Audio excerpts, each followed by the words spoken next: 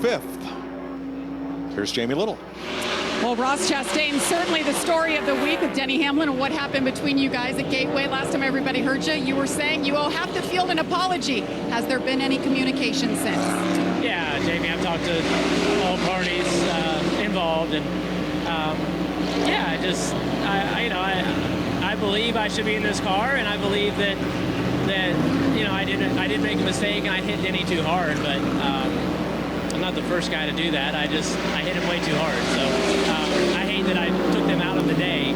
But we had a good conversation, and whatever happens. I'm here to go fast, and I feel like the best way I can probably hurt their feelings more is take our Worldwide Express car and let's go fast.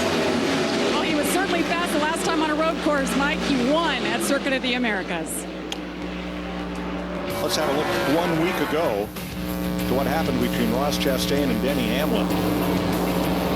There was the shot, and Clint Boyer said a look at the SMT data, the telemetry from those cars, didn't indicate that Hamlin had backed up the corner or done anything to promote or provoke that. However, all of this was simply a matter of boys have at it.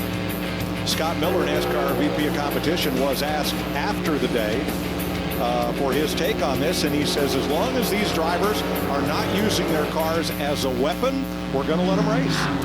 Yeah, I think that is the biggest fear, just what I picked up on listening to Scott, is they want to make sure that their little beef with each other doesn't end up continuing to grow and then involve another driver when they're trying to retaliate with each other.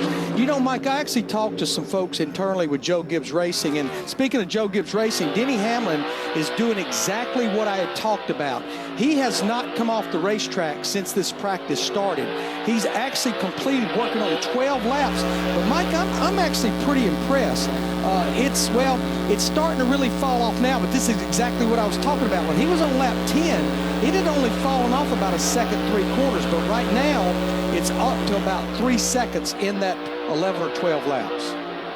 Alex Bowman, that very brightly colored car, is an Ally LGBTQ plus paint scheme. Pride Month. Of course, there's the big march across the bridge in San Francisco, across the Golden Gate. And so his sponsor is celebrating Pride Month with that livery.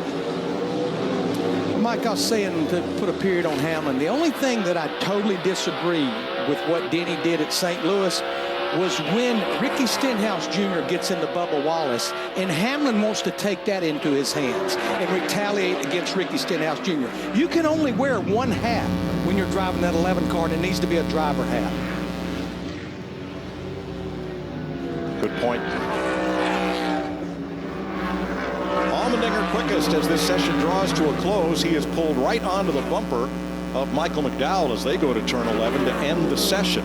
Now remember, the start-finish line is right there at the entrance of turn 10. That is the scoring loop before the entrance to pit road, and that's what will be used for timing for practice and qualifying today.